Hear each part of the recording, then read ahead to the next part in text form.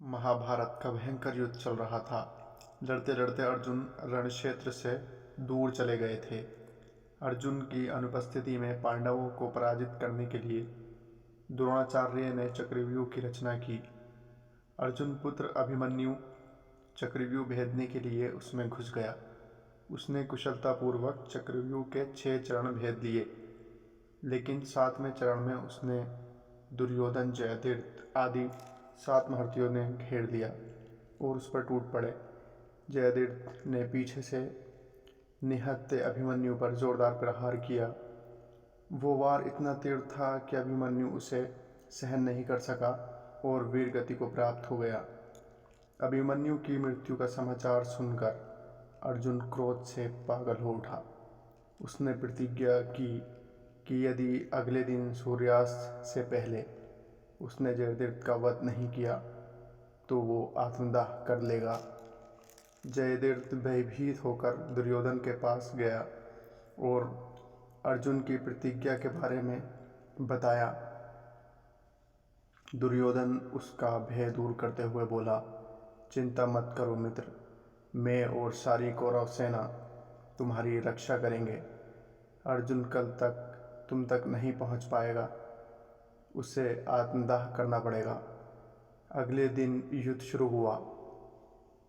अर्जुन की आंखें जयद्रथ को ढूंढ रही थीं, किंतु वो नहीं मिला। दिन बीतने लगा। धीरे धीरे अर्जुन की निराशा बढ़ती गई। ये देख श्री कृष्ण बोले, पार्थ, समय बीत रहा है और कौरव सेना ने जयद्रथ को रक्षा कवच में घेर रखा है, अतः तुम शीघ्रता से कौरव सेना का संहार करते हुए अपने लक्ष्य की ओर बढ़ो। ये सुनकर अर्जुन का उत्साह बढ़ा और वे जोश से लड़ने लगे, लेकिन जयद्रथ तक पहुंचना मुश्किल था। संध्या होने वाली थी। तब श्री कृष्ण ने अपनी माया फैला दी। इसके फलस्वरूप सूर्य बादलों में छिप गया और संध्या का भ्रम उत्पन्न हो गया।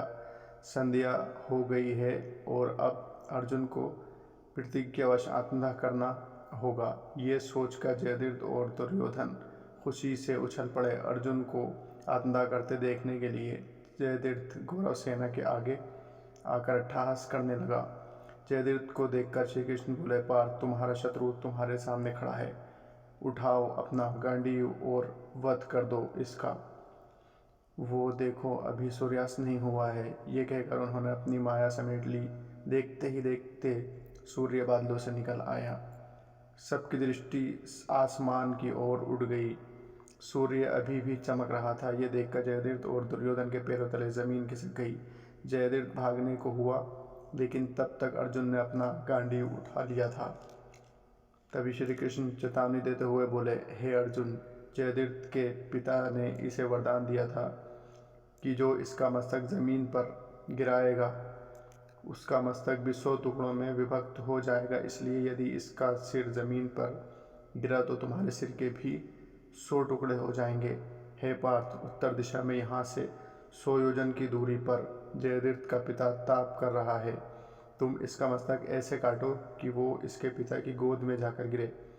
अर्जुन ने श्री कृष्ण की चेतावनी ध्यान से सुनी और अपने लक्ष्य की ओर ध्यान कर बाण छोड़ दिया। उस बाण ने जयद्रथ का सिर धड़ से अलग कर दिया और उसे लेकर सीधा जयद्रथ के पिता की गोद में जाकर गिरा। जयद्रथ का पिता चौंक उठा। उसकी गोद में से सिर जमीन पर गिर गया।